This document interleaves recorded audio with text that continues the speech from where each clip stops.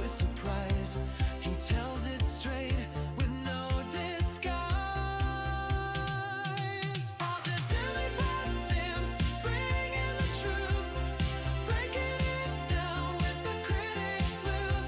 From big screen dramas to wrestling roars, honest reviews, you'll be begging for more.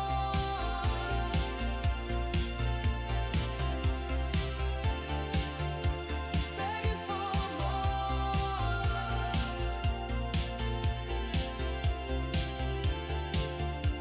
Begging for more. From action-packed fights to heartfelt scenes, he spills the tea on what it all means. No sugarcoat, no fluff, just the facts. Pat Sims keeps it real, cutting no slack. Positively Pat Sims, bringing the truth, breaking it down with the critic sleuth. From big screen dramas to wrestling roars, honest reviews, you'll be begging for more. He's got the charm and the boldest stance, calls it like he sees it, not a second glance. Movies or matches or something brand new, if it's worth your time, he'll tell you the truth.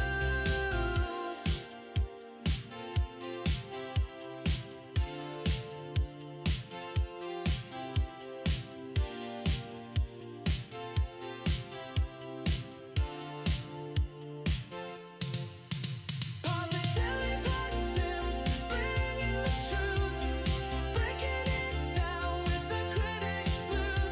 From big screen dramas to wrestling roars, honest reviews, you'll be begging for more.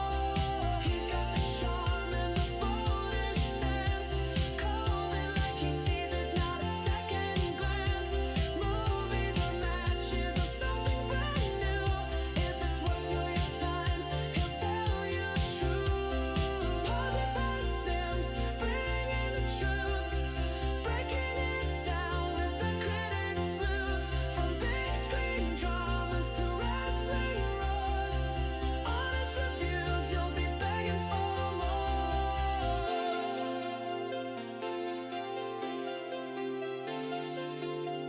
Begging for more.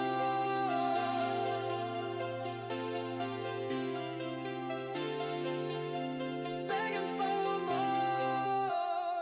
Sims Nation, welcome to another edition of Honest Reviews with Positively Pat Sims right here. This is our last live Honest Review on a Saturday afternoon. It doesn't mean that it's going to be our last ever live show on a Saturday or a Sunday, whether it be Honest Reviews, Positively Pat Sims show. The thing is Honest Reviews in general is going to become a pre-taped premiere-only show. So we're going to premiere it, not this week, but next week on Wednesday nights. So this coming Wednesday, we will not be premiering a new episode, as we're going to be filming all new episodes throughout this week. And then we're going to be releasing them once every week on Wednesday nights at 5 p.m. Pacific, 8 p.m. Eastern. So you're going to still get your fix of Honest Reviews with Positively Pat Sims, as well as with fan favorite Seth Sims. And I got this ring upside down, I just realized it. And my other son, who joined us for our Honest Review of Tron Ares, Owen Sims. They're going to be reviewing some of their favorite movies, including Five Nights at Freddy's and Final Destination. My son Seth likes Transformers. And we're even going to get into video game Honest Reviews for games like Mario Kart World and the Spider-Man series for PlayStation. So it's going to be exciting times for Positively Pat Sims and our YouTube channel here and our live streams on WANT Radio, as we're going to continue to bring you live episodes of Warriors Unleashed, as well as the live Saturday morning program of the Positively Pat Sims Show, which is now the pro wrestling destination where we're going to be talking about some of our favorite matches, pay-per-views, superstars, eras, all that great stuff from WWE, WCW, ECW. Those are going to be our main focus, but we're also going to be talking about classics like Georgia Championship Wrestling. We're going to be talking about Florida Championship Wrestling, World-Class Championship Wrestling. There's like 15 different kinds. Can't remember the one. Oh, I think my wife's talking about the toothpaste I like, which is the Sensodyne Repair Whitening. Right? That's basically what I use. My wife and I both have kind of sensitive teeth. We didn't quite take care of them the way we should have growing up, and so I've got a couple that aren't quite complete anymore, and I've had a few removed. So we're doing our best now to be better at taking care of ourselves and our bodies and our everything in general. If I sound a little bit like off or maybe a little winded in some sense, it's because I very much am. I am very tired. I just kind of lost track of what time it was. We've had a very good, productive afternoon and late morning ever since we ended our show this morning at 9 o'clock Pacific. My wife and I got our shopping done. I had to get new shoes for work. Mine were finally starting to give a little bit, and my wife got some things, and we went grocery shopping, and I decided I was going to make the switch back to wired internet. We've been using Verizon's 5G internet for almost 2 months now, I think, somewhere around there. And the unfortunate thing is ever since we started using it, it just worked. I guess that's the best way I can put it, but it wasn't anything that we were happy with. It was like we could just about get done what we wanted to get done. And we were having a lot of issues streaming. We were having a lot of buffering issues, loss of connections. We were having a lot of stuttering. The audio never went away. But in terms of video, we were not doing well there. And in terms of gaming, my kids were constantly having issues with gaming on their PlayStation and the VR and things like that. I was constantly having hiccups. So part of my late morning, early afternoon was heading down to our internet provider down here, which is Cox Internet, and got back on the gigabyte internet here, hooked it up, and I got the Verizon stuff ready to go back to the store tomorrow. So we're hoping that because of that, this show for sure is going to be nice and smooth for its entirety. All right. Now, whenever we do shows that are just me giving it to you like it is with honest reviews, we usually do okay. But I didn't want to take any more chances anymore. I had to do what's best for the entire family, as well as what's best for you, my audience, for our shows. Because if we have a bad-looking show, if we have a show that stutters and stops and buffers all the time, people are going to tune out because they don't want to put up with that. And I don't want to put up with that, and I don't want you to. So we've made a lot of changes here. And then when I got done with that, I guess I just lost track of time. I ate, and then it was time for my leg workout. And I went into the other room, put on Facebook Live, and did a live workout for my legs. And what happened? All of a sudden, I look up. I got 20 minutes till showtime. So I had to wrap up my sets and get out here, just barely stop sweating in time to put on my Honest Review shirt, sit down here, and be here with you guys to talk Star Wars Episode 4, A New Hope. And for an entire generation, maybe multiple generations of people, Star Wars Episode 4, A New Hope was the Star Wars that introduced you to the galaxy far, far away. And so the fun part is, Star Wars, that was all it was called. Like when I grew up, it was Star Wars, The Empire Strikes Back, and Return of the Jedi. It wasn't Star Wars Episode 4, Star Wars Episode 5. And when Star Wars was first released in theaters, it didn't have an episode attached to it. In the opening crawl, it didn't say Episode 4, A New Hope. It just said Star Wars, and then the opening crawl started. It wasn't until it got to home video that all of a sudden the tag was put in Episode 4, A New Hope. And then Empire Strikes Back comes out, and that has Episode 5, Empire Strikes Back, Episode 6, Return of the Jedi. So most of us grew up just thinking the first film was called Star Wars, second film Empire, third film. So we had to kind of get accustomed to the fact that they were episodic in the first place before the prequels came out. And, you know, it was quite a journey getting there mentally. I always just called it Star Wars. I just said, hey, have you ever seen Star Wars? And if you asked that when I was, you know, younger, you end up somebody, have you seen Star Wars? They knew exactly what you were talking about. They didn't say, oh, which episode? Which one are you talking about? Are you talking about Star Wars, The Empire Strikes Back? No one said, which episode? It was just, yeah, I've seen Star Wars. I like that scene when blah, blah, blah. So Star Wars, it's interesting. It's very, very interesting just to see where we've come, how far we've come with Star Wars.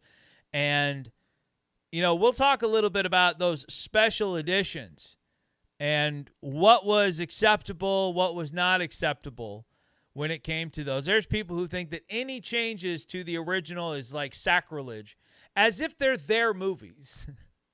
You know, George Lucas, those are his films, and he can do whatever he wants with them, whether you like it or not. But there are some people that take it a little bit too far, I think. I think that there are certain scenes that are absolutely warranted in the special editions, and now, essentially, they're the only editions. And then there's some that I think because they look so much out of place that it's hard to really accept that they're there. And, you know, one of them I'll talk about in a little bit. But overall, they look better now than they ever did before. The flow to them is a little bit nicer. It feels like a much larger universe and a much more inhabited universe than it did before. So I don't mind. I don't appreciate. I really could care less about the who shot first thing. You know, a lot of people throw hissy fits over who shot first, Greedo or Han, right? I mean, it became a big deal. And when I say I could care less, I mean it. I really could care less. If Greedo shot first and Han shot a split second later and got him, that's fine with me. If Han shot first and he's the jerk for shooting first, I don't care. It's still the same end result. It doesn't really, for me, affect how I see Han Solo. It really doesn't. Doesn't affect me at all in how I view Harrison Ford's Han Solo character. Couldn't care less. If you could care less, you'd still be caring. Thank you. Thank you for correcting my grammar. I appreciate that. I mean, I get it. I do that all the time too. Like, there are certain things that people say that irk me in terms of grammar. I guess could or couldn't care less is always one of those that I mess up quite a bit. But let's talk really quickly. So obviously, Star Wars, written and directed by George Lucas. And this was, I correct when I can. It's a rare opportunity. Yeah. But this film, nobody had faith in this film. Let's just say this right off the bat. Nobody. This film was turned down by pretty much every major studio. Science fiction back then was not a money-making venture. And it's hard to imagine a time when Star Wars was not heavily just sought after by everybody. It really is. It's hard to imagine that someone wouldn't want Star Wars, right? Right? When the biggest company on the planet, Disney, buys it for billions of dollars. You know, it's hard to think back at a time when people looked at Star Wars and went, no one's going to see this. No one's going to want this. But it was Ernie Ladd Jr. at 20th Century Fox that took a chance on a young film director named George Lucas, who directed THX, and also the film that kind of put George on the map at first, which was and it just zoomed out of my head. This is embarrassing because I had it. It was right there. But George Lucas did a film with Ron Howard, Harrison Ford, Richard Dreyfuss about, racing and that kind of thing. And I don't know why I can't think of it at the moment. So give me a moment, please, because it really is important to the story of George Lucas and the making of Star Wars and how this film came to be.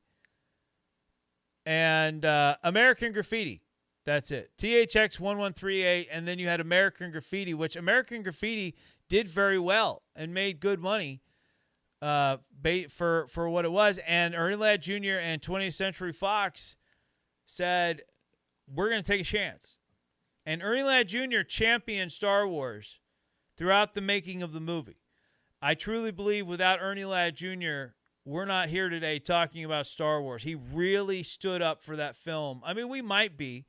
Maybe eventually it gets made and it becomes an underground hit or something like that. But so much love and appreciation deserves to go out to Ernie Ladd Jr.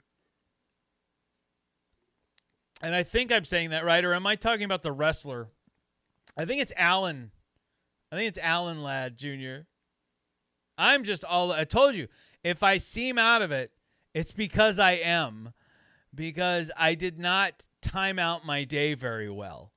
So give me 1 second. I have to make sure because I don't want to give you guys bad information. I think Ernie Ladd Jr., I'm still in wrestling mode. So let me take a look. So Alan Ladd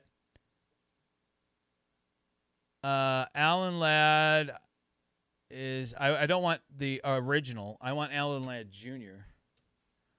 There he is. So yes, it's Alan Ladd Jr. Ernie Ladd was a professional wrestler and a WWE Hall of Famer. So my apologies for my brain being a little off right now. I'm a little bit flustered, a little bit rushed, going directly from one of the most challenging workouts of the week. I mean, we're talking about a little over an hour doing nothing but legs, burning 1,000 calories in that amount of time, and then jumping back and doing the show right away. I mean, I am still in the process of calming the body and everything down. So my apologies. All right, guys, just stick with me. I promise you I'll get better. All right. But, yeah. Confusing Alan Ladd for Ernie Ladd Jr. That's nice. That's a new one for me. That's a new one. But let's talk about the cast here. Looking back, like I think if you were to be around in 1977 and someone told you what the cast was, you'd be like, what am I walking into? What is this? There's only a couple of names on here that I know, and they don't make sense for this kind of a movie. So you've got Mark Hamill. Not too many people knew who he was. Luke Skywalker. Han Solo is played by Harrison Ford, who was not a household name at this point. He was not Indiana Jones yet. He wasn't playing amazing characters all throughout movie land. No, he was still trying to get work. Carrie Fisher, not a huge, well-known actress in and of herself yet. She had parents who were, but not Carrie. And she was Princess Leia. Peter Cushing, who people might know from B horror movies, the Hammer horror films, was Grand Moff Tarkin. And his buddy over there, Christopher Lee, would eventually make his way into Star Wars via Count Dooku that we covered in episodes 2 and 3, Attack of the Clones and Revenge of the Sith. Alec Guinness, probably the most well-known of all of these actors, all right, plays Obi-Wan Kenobi. And there's a lot of interesting stories about Alec Guinness. And a lot of them are like people reporting or saying or speaking for Alec to say that he did not like being in Star Wars. He didn't like the movies. He didn't like playing Obi-Wan. And he was very unhappy about all of it. And yet, the people that worked with him never really seemed to say those kinds of things. Like, he might have had his moments where he spoke up and said, I don't agree with this or whatever. Like, Mark Hamill had his disagreements with The Last Jedi. But does that mean that he absolutely hates the fact that he made The Last Jedi? Does he regret being a part of Star Wars because he had some disagreements about the script or his character? And every interview I've seen with Sir Alec Guinness, I never saw him really talking down about Star Wars. Maybe he did, but I haven't seen it for myself, so it's hard for me to take what other people say about him seriously. Because a lot of the things they when they talk about him and his detesting of Star Wars, he comes across as just being a bad guy and being really mean about it. People coming up and telling him how much they love him as Obi-Wan or something like that. And he really kind of puts them down for it. And I have a hard time believing that that's who he was. I would imagine that someone who was a gentleman that he's portrayed to be by his castmates and even by George himself. George has nothing but good things to say about him. It baffles me that he would be presented in kind of a negative light like that. Because it's one thing to not like what you're being in. It's another thing to put down the fans of said movie or series. All right. Anthony Daniels, who has played C-3PO from the get-go, he gets his start here. Kenny Baker as R2-D2. Peter Mayhew, at a time when finding a 7-foot actor was incredibly difficult, Peter Mayhew steps in as the towering Chewbacca. David Prowse is the man behind the Darth Vader mask. He is your actor that's in the suit doing all the work. And James Earl Jones is the deep, dark, booming voice behind him.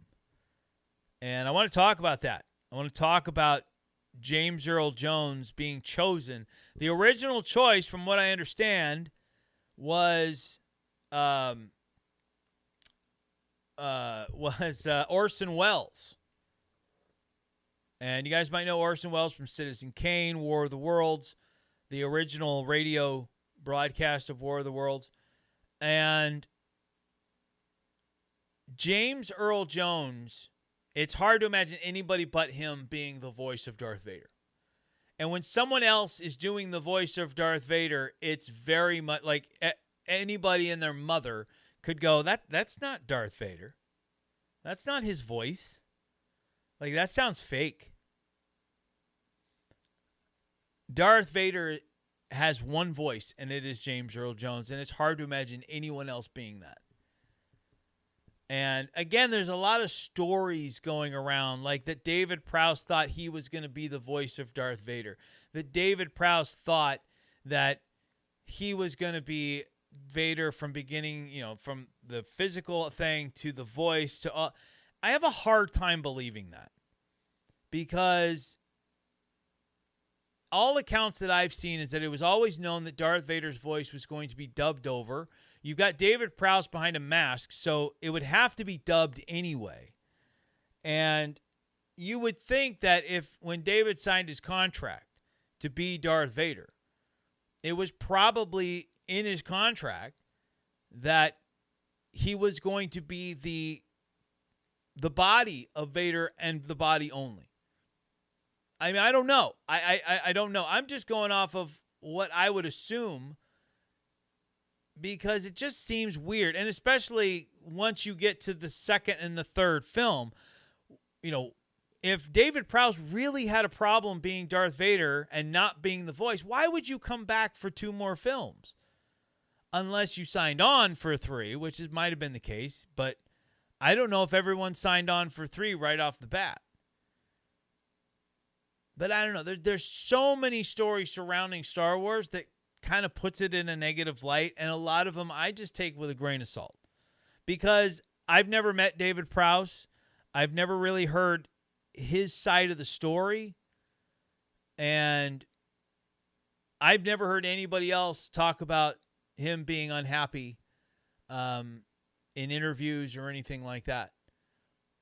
James Earl Jones is Darth, and I think she's saying, and the dude who does Optimus Prime, Peter Cullen, it's not right when anyone else does it. And I have to. It's hard to disagree. I mean, definitely Darth Vader and Optimus Prime, I think for sure, as long as it's not like a different version. Like Transformers 1, I got to give that movie some credit because even though for me it was kind of distracting because I could tell that was Chris Hemsworth doing an American accent. I could hear the American accent, and you can... Like, it's no different, I think, than when someone who's British hears someone with an American accent doing a British accent. Like, you can pinpoint inaccuracies, and I could there. But I got to give some credit. By the time that movie was over, he was doing a pretty darn good impression of Peter Cullen. But the chat is right. It's, you know when it's not him.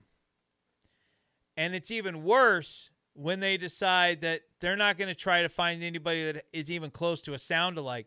They're just going to go a completely different direction, and the character sounds like a whole different character, which is like, why even do the character then?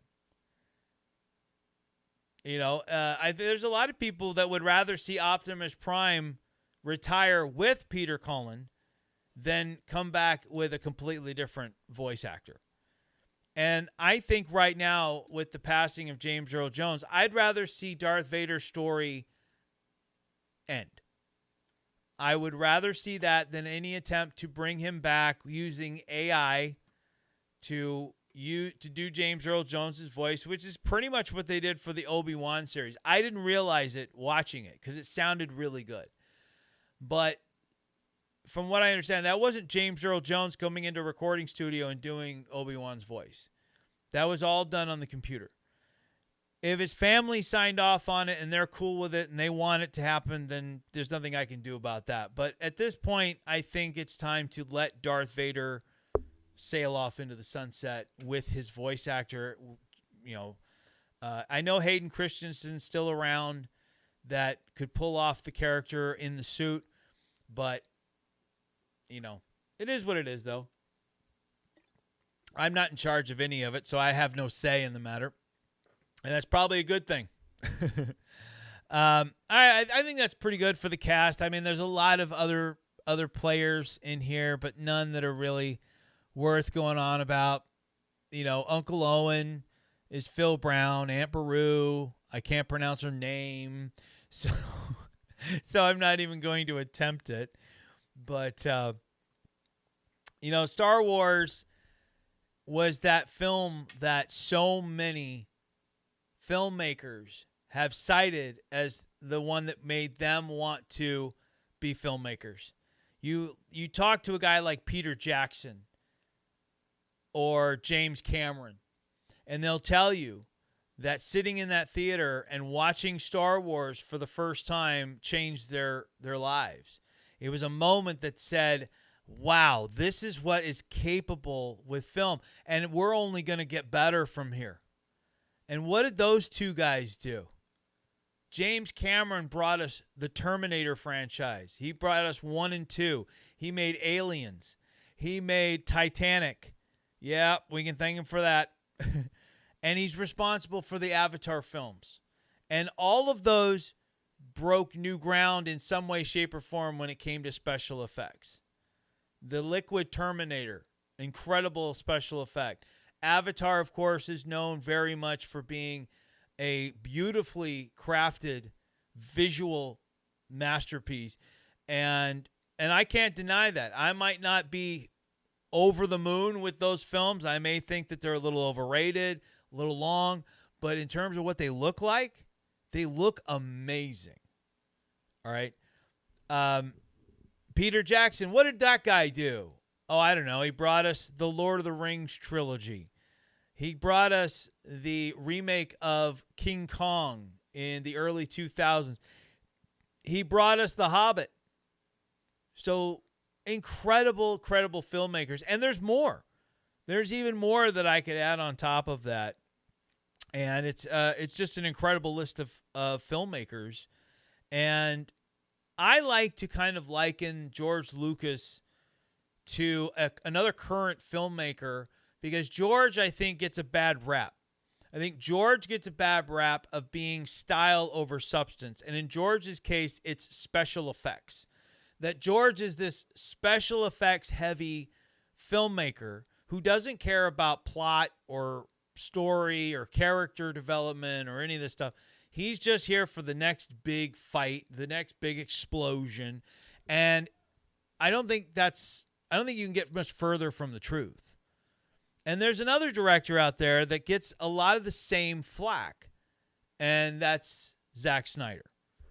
Zack Snyder has been accused numerous occasions of being style over substance, and I think that is a load of crap.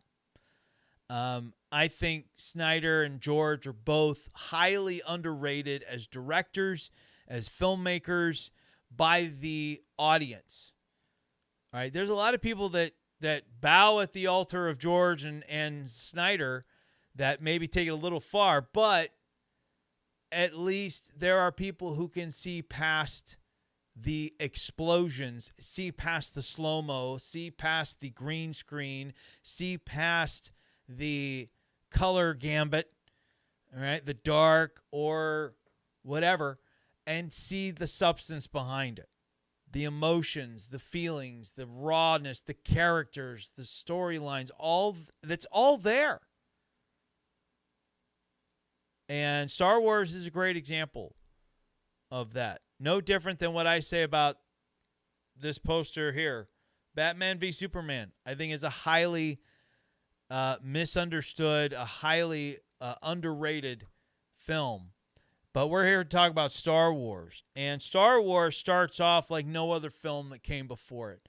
You've got The Crawl, which is very 50s movie serial, where we start off with kind of like what's happening to catch you in, to fill you in, so that when the episode starts, you're ready to go. That's what the old movie serials did, right? In the 30s, 40s, 50s. I don't know about 50s, but I know 30s and 40s for sure, but maybe 50s. It would always start episode whatever, and it would kind of give you a backstory a little bit, and then where you're at, and then the action would kick in. And we get Princess Leia's cruiser going right overhead, and that in itself, you see the lasers coming behind it. That itself is impressive enough, and then here comes the Star Destroyer in a moment that has been lampooned by the likes of Spaceballs, but that ship going over was awe-inspiring. And it doesn't matter if you saw it in the theater in 1977 or if your first time was at home, the moment was incredible. I was born in 1980. I missed Star Wars by 3 years. And the first time I got to see it in the theater, I finally got to see, which I think was 1997, when it was the 20-year anniversary. I went to the movie theater to see it, and I finally got to see what everybody was raving about. Because, yes, at that point, a large screen television was about 32 inches. That was it. That was a big screen TV. And Star Wars in the theater was a whole nother experience. Now we get those kinds of experiences at home. You have Dolby Atmos surround sound speaker systems. You have 75-plus inch televisions and projector screens and all kinds of things that can bring the movies to you. You can have a home theater without, it'll cost you a few pennies. But not like it used to be back in the day. You wanted a home theater, you were going to have to spend a lot of money. You were going to have to spend just tons and tons of money, right? We have a Samsung 7.1 Dolby Atmos soundbar system that's incredible. We have a 75-inch 4K HDR television with Dolby Vision combined with our Apple TV that supports it. I mean, it's great. It's amazing. And Star Wars, I remember every time we would get a new television or a new sound system, the first thing I would put in would be a Star Wars movie. Usually it was episode 3. But there are times when you just can't beat that opening sequence in Star Wars. And I would put that in and just feel the sound and just get lost in the image of that Star Destroyer coming overhead. And we then get to meet our real main characters. The 2 characters that we are going to follow for the remainder of this film. And I'm not talking about Luke. I'm not talking about Leia. Not Han, not Chewie. I'm talking about C-3PO and R2-D2. These are the characters that we are going to join in on the ride with. And it's going to be a blast, let me tell you that much. No pun intended, by the way. But this is, of course, modeled after Akira Kurosawa's films, where George Lucas was a fan, and he saw one of the films where you follow 2 of the sort of minor characters through this story, which actually makes them main characters, if you really stop and think about it. And there's a lot of things out there that would tell you that we're watching all of these films, the first 6, from the viewpoint of R2-D2. Hence why R2 a lot of times comes across as being fearless and being the hero and being one of the most integral parts of every story. And what happens here? As the Empire is boarding this ship with stormtroopers coming through, we're introduced to the greatest, like one of the greatest movie villains of all time and movie characters of all time in Darth Vader. What happens? R2-D2 meets with Princess Leia, and she gives him a message for Obi-Wan Kenobi, gives R2-D2 the plans for the Death Star, and then R2 and 3PO get out of town and head down to Tatooine. And R2 is just, like I say, he's fearless. He's like, oh, this is what I got to do. I'm out. You can follow me if you want, but I'm out. I got a job to do. I'm going to go do it. So to think of Star Wars as being told from the point of view of R2-D2 makes perfect sense. And C-3PO is like our comic relief, right? C-3PO kind of keeps everything light. He kind of he's a little bit more scared. He's nitpicky. He's kind of making jokes here and there about certain things. He's always scared of stuff. And I think that it was such a great choice to have those 2 be the people that we follow. They're not even real people. They're droids. But we get to know them as being like almost like alive. Like they are real legit characters that we have an emotional connection to. And these 2 land on Tatooine. And for whatever reason, the Empire sees a ship go, says, hold your fire. There's no life forms aboard. What? Like, you mean to tell me that at no point did it ever cross your mind that that was set off on purpose? And let's just shoot it down anyway? Because you shoot that thing down, movie over. I get that from a movie standpoint. We need that escape pod to make it to Tatooine. But then to find out that because they held their fire, and then they realized, well, we should probably follow it. Let's get down there. Oh, there were droids on it. If they'd have just fired from the get-go, we got nowhere to go. Because the Death Star plans do not end up in the hands of the rebels. At least not yet. Not anytime soon. And because we find out that they came from our cast of characters from Rogue One. So, just a funny thing there. R2 and 3PO end up on Tatooine. They go their separate ways. R2 thinks they need to go one way. C-3PO thinks they need to go another. And they shockingly end up in the same place, as they both apparently get captured by the Jawas and are put on their little crawler.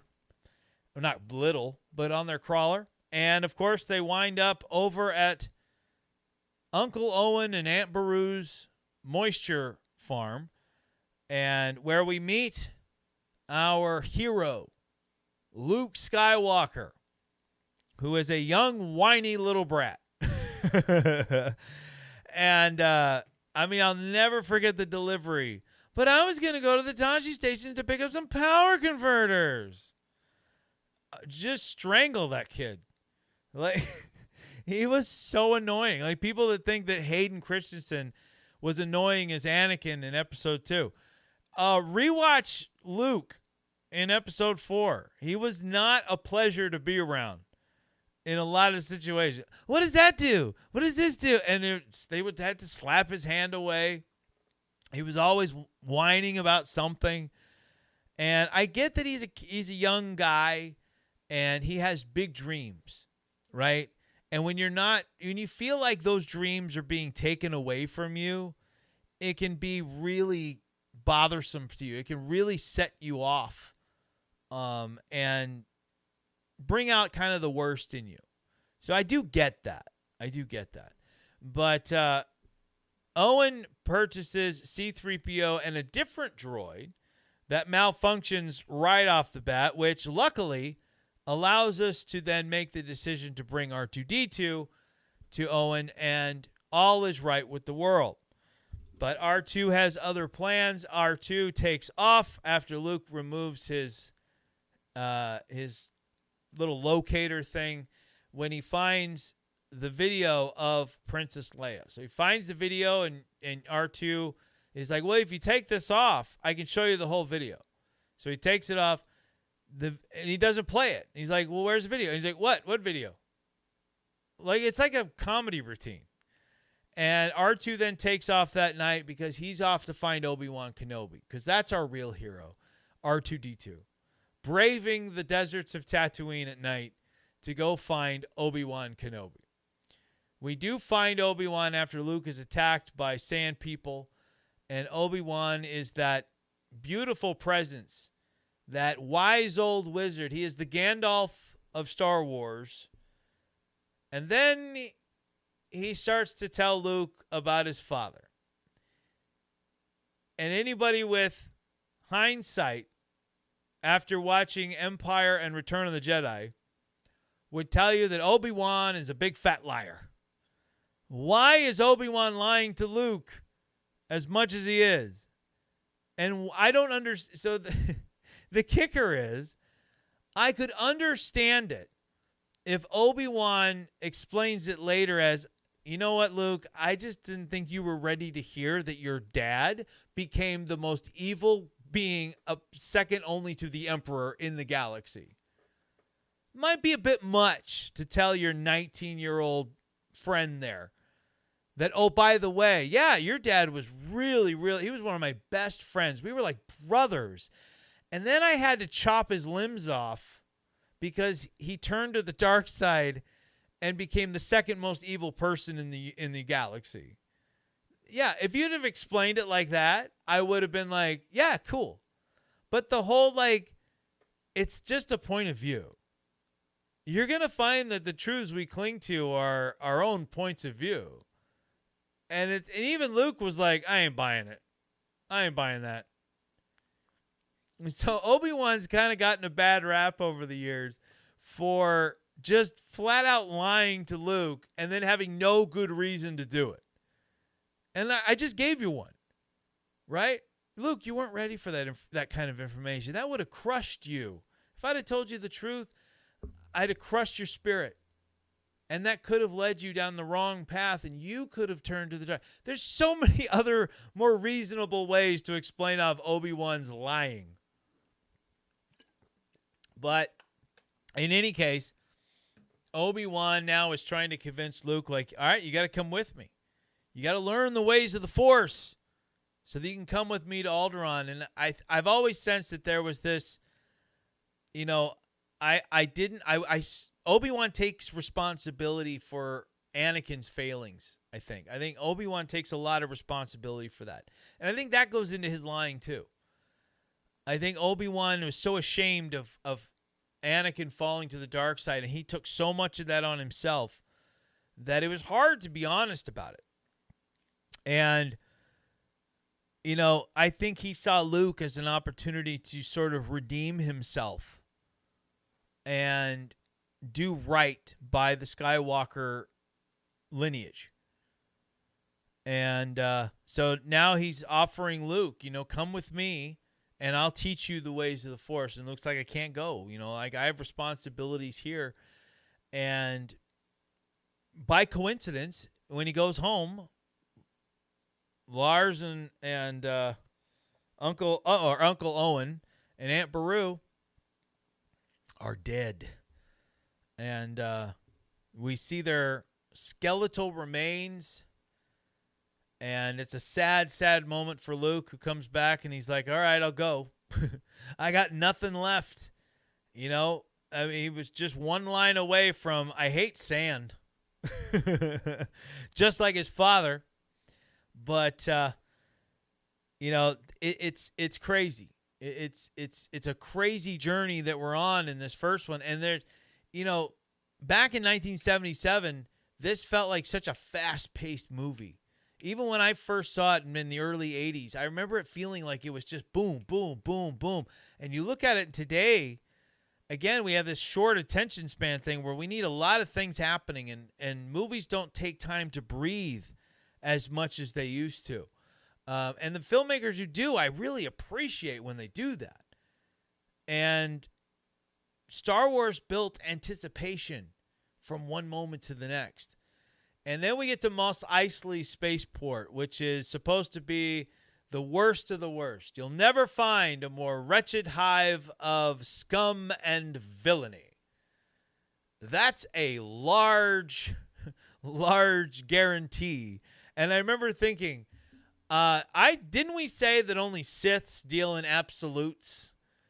And Obi-Wan just said, you will never find. That seems like an absolute to me, doesn't it? Like that one line, I think, will always come back to haunt Obi-Wan.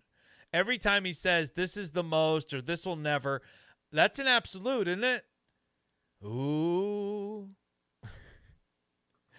But I like Mos Eisley, and I think that I like when it got fleshed out. As they touched it up a little bit after the special editions and kind of cleaned it up a little bit, I do like that the city got fleshed out because it felt bigger. It felt like it was a legit big place, whereas before it felt very kind of confined and didn't feel all that grand to me. And in the special editions and what you see now on Disney Plus or Blu-ray, it absolutely feels much more important of a city. And this is where we get the cantina scene. And the cantina scene, very famously, George hated it.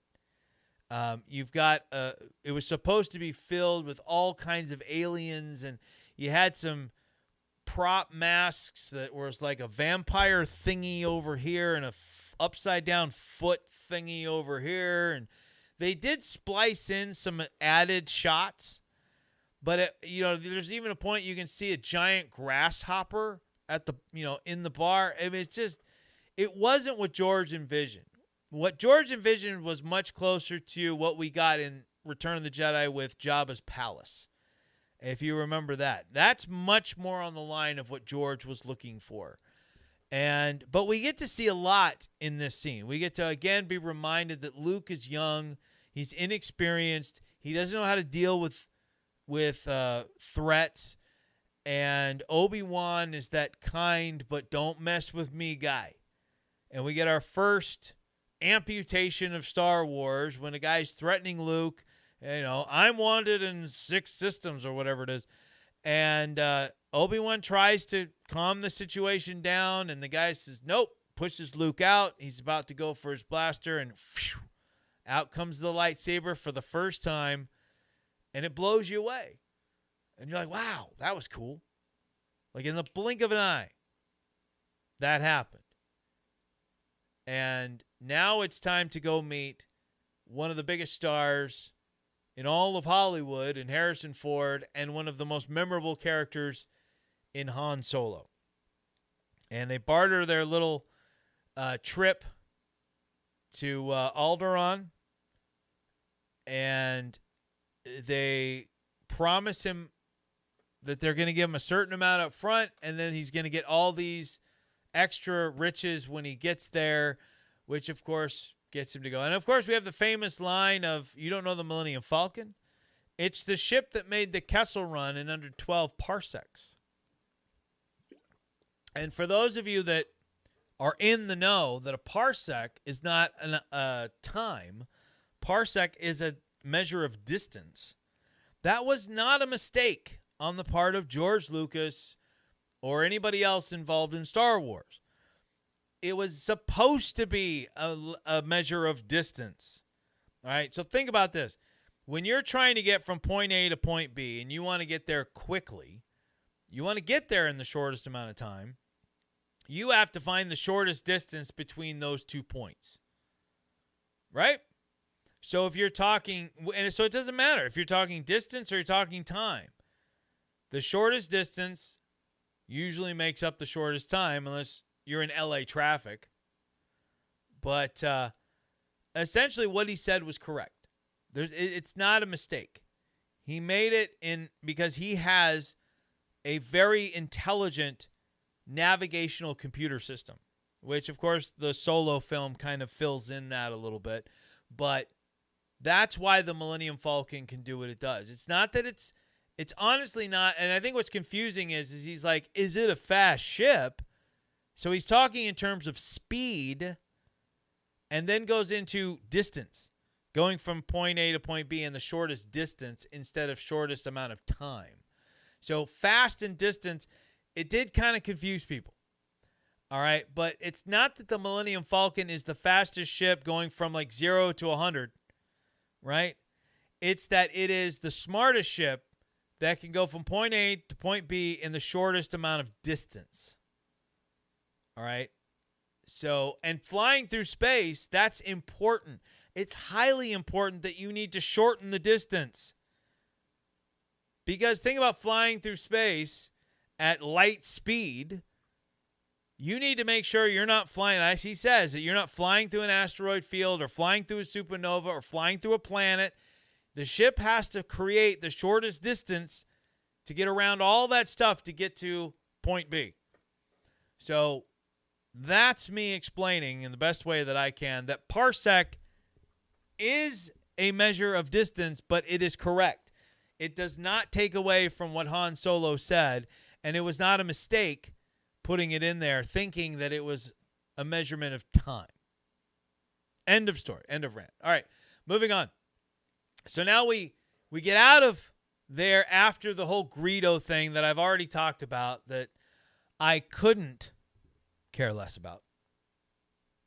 But we do get Jabba appearing in the special edition, and even to this day, it is a very poorly CGI created Jabba that was a legitimate deleted scene that George shot for the original film, that they were going to put a stop motion Jabba the Hutt over this guy, but they ended up cutting it from the film.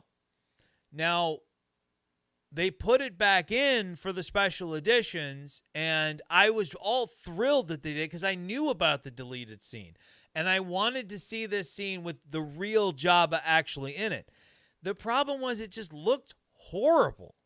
And then you have the moment where Han just steps on Jabba's tail as he walks behind him, and I'm like, what? Like the Jabba I know would have had him thrown into the Sarlacc pit just for doing that. And it just didn't fit anymore. And I think if there's one scene in all of the re-releases that I thought could definitely go bye-bye. It would be the Jabba scene from A New Hope. Even though, like I said, I really liked the deleted scene, and they put Boba Fett in it. They inserted him into that scene. So it was like, oh, this is kind of cool. And then as the scene's going on, you're like, oh, this is, no, not working. And the fact that they've never been able to touch it up enough to make it look decent is mind-blowing to me. It's crazy. You know, after watching films like Lord of the Rings and some of these other films where the CGI, you know, Jurassic Park, CGI looks fantastic. How could Star Wars Jabba the Hutt look so bad? And I mean, it looks better now, but it still just doesn't work for me. But once we leave Tatooine, we're heading out. We find out that Darth Vader has been trying to get information out of Princess Leia. Nothing's working. So they decide it's time to show the power of the Death Star, and they pull up to Alderaan. And they're trying to get the information of where the rebel base is from Princess Leia. She tells them that it's Dantooine, which is a lie, by the way. And they decide, Tarkin decides, well, we're going to blow up Alderaan anyway because we're the bad guys. And they do. The Death Star destroys a planet. And this is where we know the power and the danger of the Death Star. We've seen it now with our own eyes, and we know that this thing can take out any planet at any time. What we don't realize is how long it takes the Death Star to get to any destination. But we're the Millennium Falcon's on their way to Alderaan. And on the way, Luke is getting his training in. In case the name of the shop didn't give that away. Oh, the ship didn't give it away. You mean the Death Star? Yeah. I don't think anybody knew, though, at the time. At the time when you first see it, if you didn't know Star Wars, I don't know if it was a dead giveaway that it was a planet killer, that it could actually blow up an entire planet. Unless it gave it away in the crawl. I don't know. The opening crawl. I don't remember off the top of my head. But you'd think the ships were called Star Destroyers. The Death Star could blow up a planet. The Star Destroyer could not. Until the Rise of Skywalker, when they had the Star Destroyers that had planet killers attached to them, which was convenient. But, yeah, I don't know. I don't remember if it gave it away that the Death Star could do that or not. But when you see it, like, it's one thing to say that that's what it does, but to see it really is a moment. And it's an emotional moment. Star Destroyers only destroy.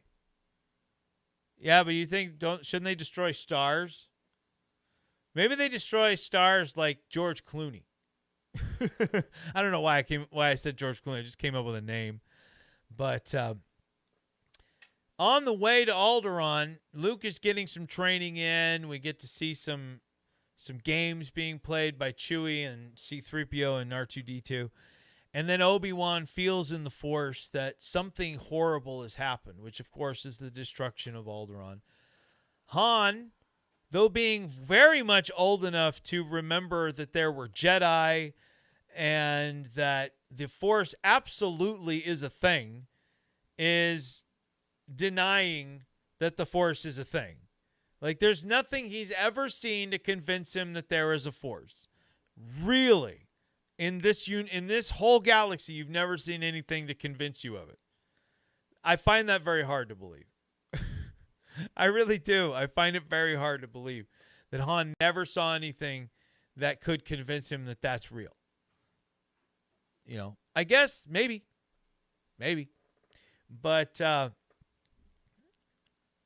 they arrive at their destination and find that Alderaan is gone.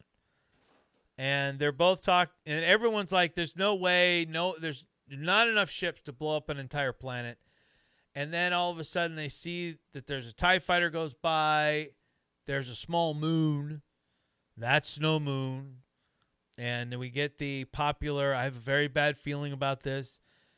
They get caught in the tractor beam, and brought into the Death Star, where we have a lot of memorable scenes, including the trash compactor. We have Luke, going in to rescue Leia. Thank you, Bug, for flying into my shot. And Leia's quote of, "You're a little short for a stormtrooper," or "Aren't you a little short for a stormtrooper?" And, "Oh, the uniform.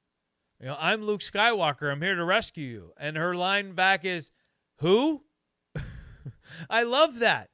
Like, if Leia was legitimately a damsel in distress, when the hero runs in and says, "I'm Luke Skywalker, I'm here to rescue you," the damsel would always be like, "My hero, thank you for riding in to save the day." Not Leia. He's like, "I'm Luke Skywalker, I'm here to rescue you." Who? I love that. That is Leia. Fun fact, but not surprising for those who know me, I found out just today that Positively Pat Sims show, during Positive Black show, that Star Trek was before Star Wars. Mind blown. Yes.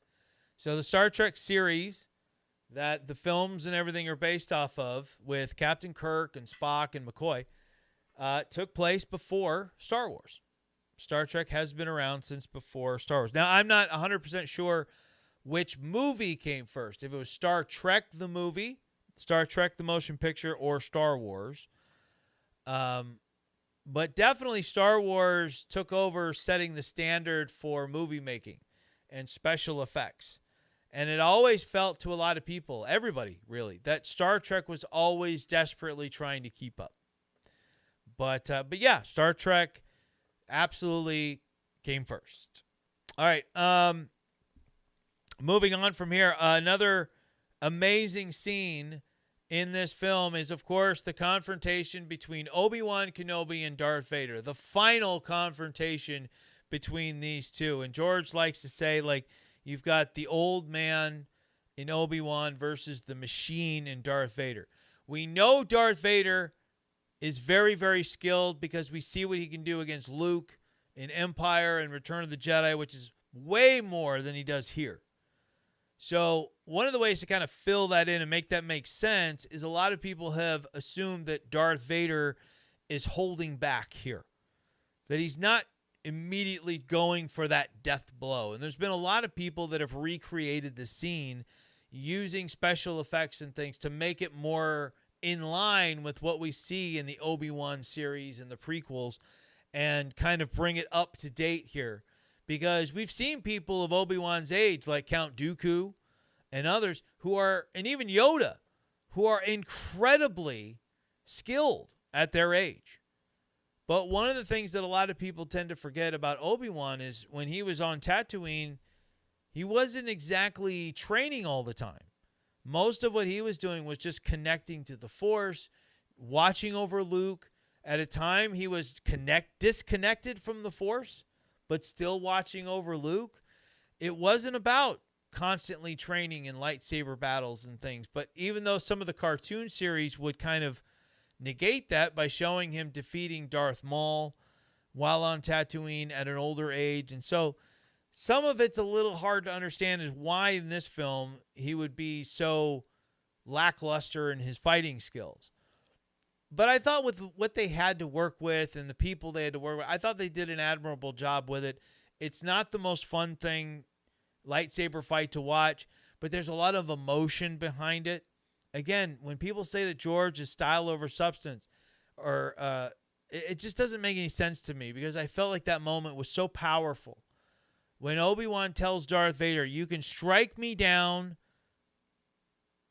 or if you strike me down, I will become more powerful than you can possibly imagine." Meaning, I will become one with the Force.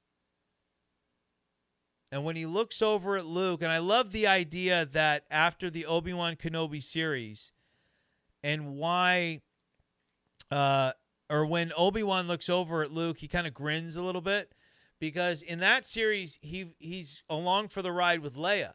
So he got to know Leia, but he never knew them as being together. He never knew the brother and sister as being together. And when he looks over, he sees Luke and Leia together for the first time. And it makes that moment, that grin, all the more special. Let me answer a question from the chat here. Do you think Lucas had a plan to make 1 through 3 when he made the first one in the 70s? Because wasn't the first one called Episode 4? If so, why so long to make first 3 episodes? Like, why not go in order in the first place? So, again, Star Wars was based off of the movie serials from way back when he was a kid. And if you look at that, very few people would walk into a movie theater to watch an episodic series and see number 1. You always seem to be jumping in at episode 4, episode 5, whatever it was. So to pick up the action in the middle of the film was a different thing. It separated Star Wars from everybody else. It told you that there was something before this. Let us catch you up a little bit. And now let's pick up where the action is. That's how those movie serials worked. Here's what came before. Here's what's happening. Let's join the action in progress. Right? That's what he was looking for. Now, did he have everything in mind for 1 through 3 when making the first Star Wars, A New Hope? And I'd have to say the answer is no. I don't think he had 1 through 6 or 4 through 6 completely worked out when he wrote the first one. I know that he had a very large script and he had to cut a lot that became 5 and 6. But a lot of changes were made over the years to try to make sure that they were all put together and they all worked together as a cohesive story. So that's why they didn't start with 1. And one of the reasons it took so long to go back and make the prequels was George, from everything I understood, was always waiting for the special effects industry to catch up to his vision, to what every time he pictured something in his head, it never quite met his expectation with the standard way of doing special effects. It was always just coming up short. And I don't think he was unappreciative. I don't think he hated any of it. I think he appreciated what he got. But I also think he was really looking for something to blow his mind and tell him that we're there now. We're at a place where whatever you can envision, we can put on the screen. And that moment, from what I understand, was Steven Spielberg's Jurassic Park.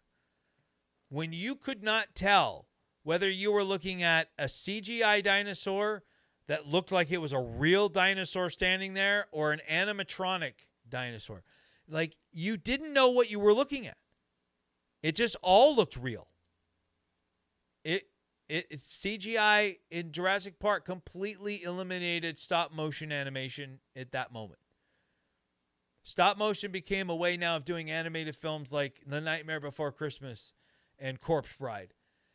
And so when he saw that, now it was time for him where he thought he could then touch up the original 3 films, and that became the special editions. And then he took what he learned with those and then started work on A Phantom Menace. Did Darth know he had twins from the beginning or just the son? So that's an interesting question. I don't think that Darth knew he had any children come A New Hope. Because, and this is a big thing, like, well, how is Tatooine a good hiding space? Because Anakin grew up there. Wouldn't he think maybe, but we know that Anakin hates Tatooine. He hates sand, right? That's popular now. But when Darth didn't ask, how are my kids? He asked, how's Padme? Is she all right?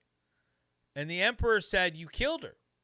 In your anger, you killed Padme. And there may have been at that point, Darth Vader probably thought to himself, I didn't just lose my wife, I lost my children.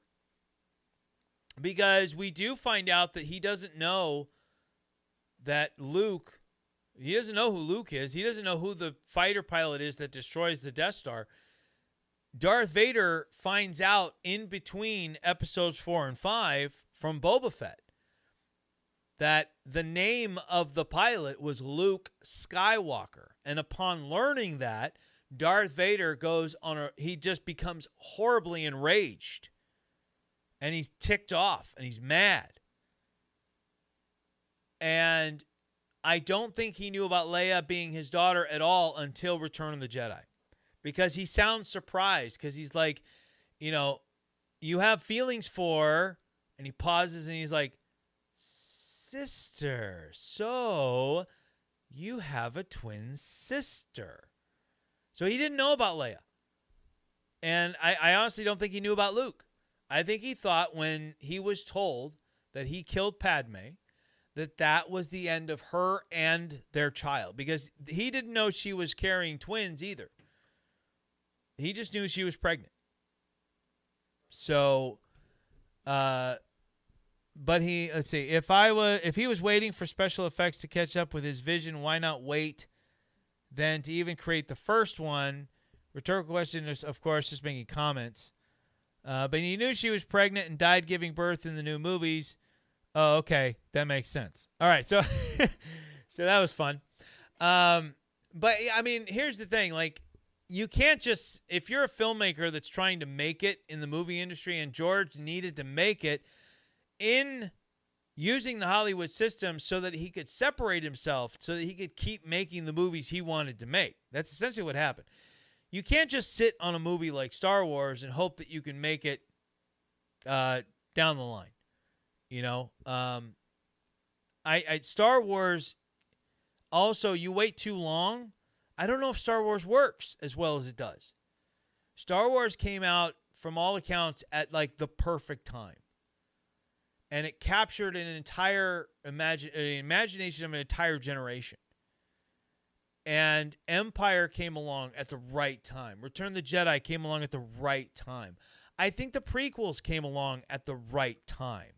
Because you are now another 2 generations removed. Two centuries. Or not centuries, decades. Sorry. How old is your... 10 decades. We're 2 decades removed. Right?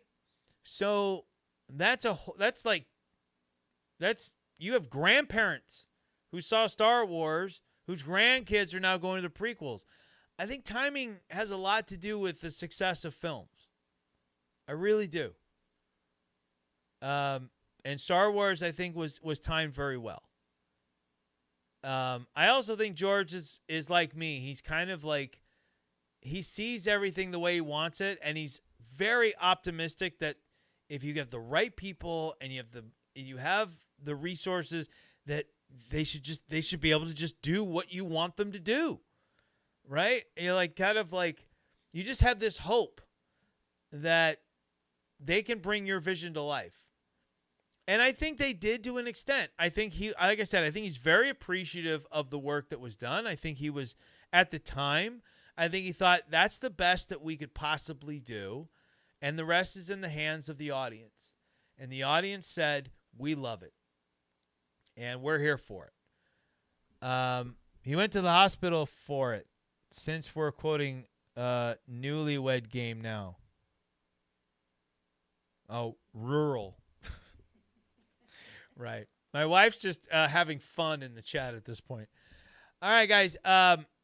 So to wrap things up here, Han and Luke, they have this, once Obi-Wan sacrifices himself to become one with the Force, the Millennium Falcon skedaddles, gets out of there. They meet up with the rebels. They look at the plans for the Death Star. All the while, the Death Star is making its way to Yavin 4, where the rebels are.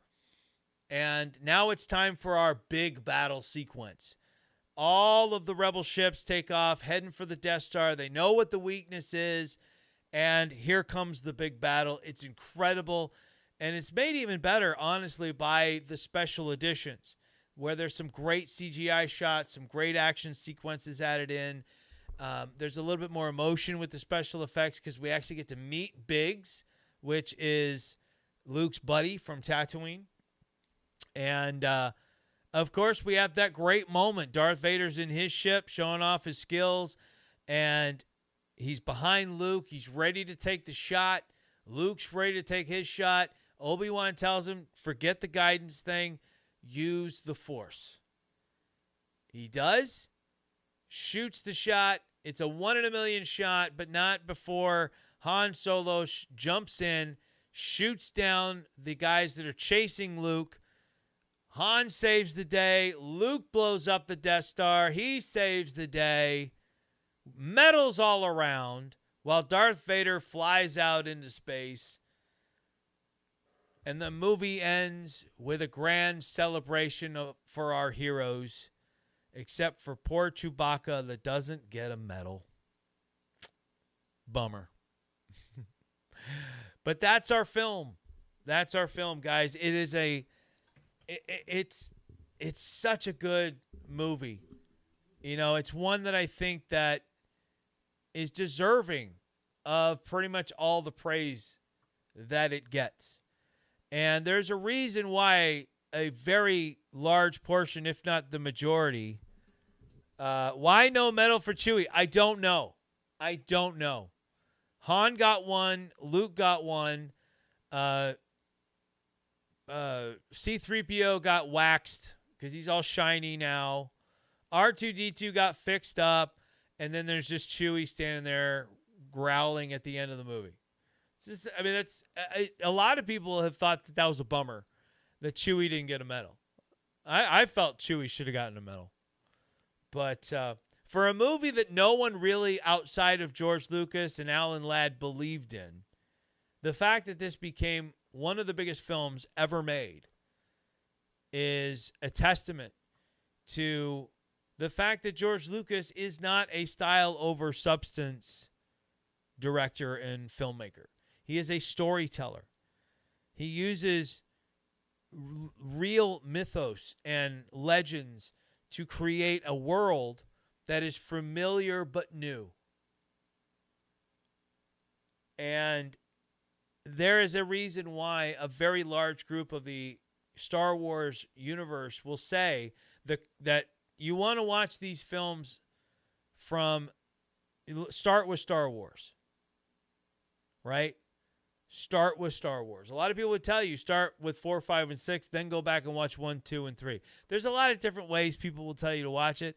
I mean, me, I've seen them all, so I just prefer to go 1 through 6, right? When my family and I started watching them, my kids started watching them, the truth was they already knew the big twist. Everybody under the sun knows that Darth Vader is Luke's father. It is not a secret anymore. So that moment doesn't carry nearly as much weight as it did when it first came out or when I first saw it as a kid, because it's common knowledge. It's a trivia question at this point. It's not even a trivia question for most people because it's too well known.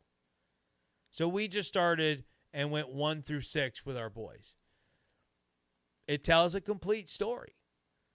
But Star Wars came out. It was the right film at the right time, the right director, and a great cast. And that is why the original Star Wars gets a 9 on a scale of 1 through 10 from Positively Pat Sims. And on a letter grade, it gets an A- for its efforts. And there's only little pieces, and a lot of it has to do with the fact that the movie I'm reviewing is the official Star Wars that you can go out and watch on Blu-ray or Disney Plus. That is the film that includes the scene that I wish had just been left out, which is the Jabba the Hutt scene in this one, where he's slithering around, where Han steps on the back of his tail, He's not very imposing. He's not very threatening. He lets Han get away with talking down to him throughout most of the scene. It just doesn't work for me. And that literally takes Star Wars down a peg in my book. But Grand Moff Tarkin, Darth Vader, incredibly memorable villains. The Emperor is lurking in the background. He's mentioned in the film as being the guy that dissolved the Senate, and he's running the show. The Death Star is a terrifying weapon that can destroy an entire planet. And you have the rebels. The rebels standing up to the mighty empire that has every advantage, but still loses out in the end. So my recommendation is, whether you're new to Star Wars or you've seen them before, A New Hope is a must-see for anyone I cross paths with. If I hear people haven't seen Star Wars, any of them, I will tell them that seeing Episode 4, A New Hope, is a must. That is a bucket list item. You've got to see it at least once in your lifetime. I don't care if you see any other one. At least see that first one, the one that started all of this. And who knows? Maybe you get excited and you want to check out all the rest. That's going to do it for Honest Reviews with your boy Positively Pat Sims. Don't forget, guys, you can pick up your Honest Review t-shirts. You can pick up your Positively Pat Sims Show hats and all kinds of other merchandise at positivelypatsims.printful.me. That's Printful, printful.me. All right, Positively Pat Sims, one word, .printful.me. Make sure you follow me on social media. Positively Pat Sims on Facebook, at Positively Pat Sims on Instagram and Twitter, and on X, formerly known as Twitter. Wait, did I say Twitter already? TikTok, I meant. At Positively Pat Sims at TikTok. And on X, formerly known as Twitter, we are at Real Pat Sims. That is my handle there. We couldn't get Positively Pat Sims for some reason. So, guys, that's going to do it. I want to thank each and every person that jumped in on the live show here. If you weren't joining us live and you're joining us on demand here on YouTube, give us a like. Leave us a comment down below, whether you agree, whether you don't. That's cool. Tell us what your rating is on Star Wars. Give us a subscribe and a follow. And don't miss any of our incredible Positively Pat Sims shows, including Warriors Unleashed, every Friday, where you'll get your dose of information and inspiration for your mental and physical health and fitness. The Positively Pat Sims show on Saturday mornings for the destination for WWE and other pro wrestling talk. And then, of course, we have Honest Reviews, which is going to be premiering from here on out every Wednesday, starting not this Wednesday coming up, but the following Wednesday. So keep your eyes out for the next Honest Review coming soon to a YouTube device near you. All right, guys, that's going to do it for me. I'm out of here. I need to refuel with some protein shakes and enjoy some movie time, some quality time with my wife before finishing off my evening with a little bit of DDPY, maybe, because I know I got to do it tomorrow with my son. I don't have to, but I've decided to. So I have the choice of doing it 2 days in a row or taking a little bit of a break today and then doing it tomorrow. We'll see how I feel, because leg day always wipes me out. All right, guys, that's going to do it. Thank you for joining us here on Honest Reviews for our review of Star Wars Episode 4, A New Hope. We'll see you next week. And remember what we always say, take it easy. And if it's easy, take it twice. So long, everybody. We'll see you next week.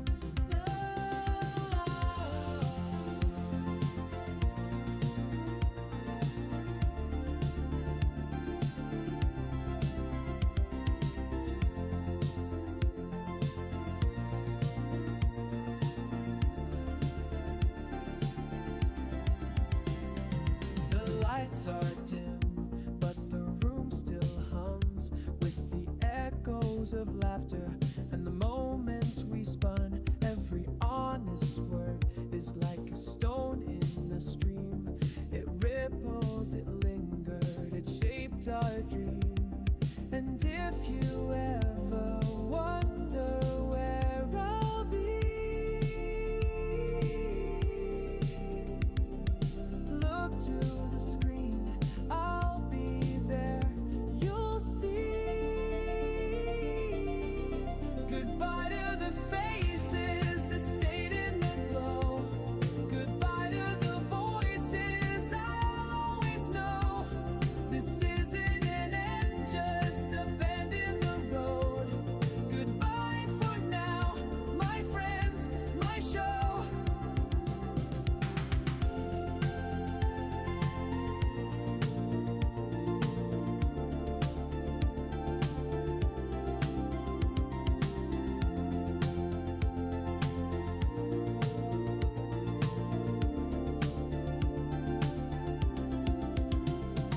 The cameras rolled and the stories grew.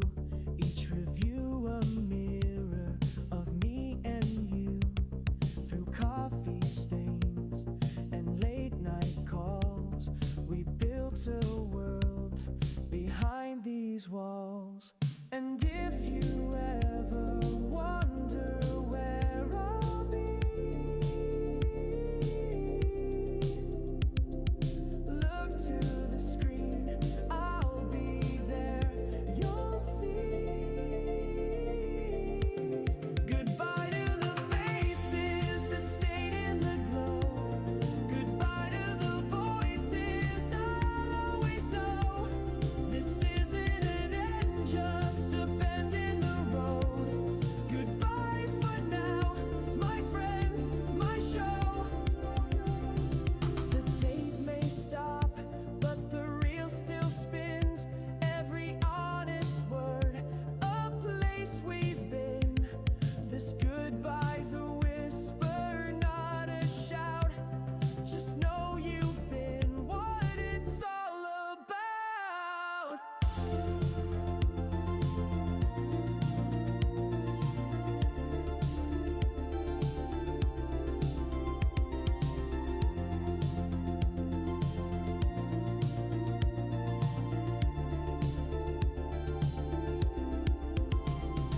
And if you ever wonder where I'll be,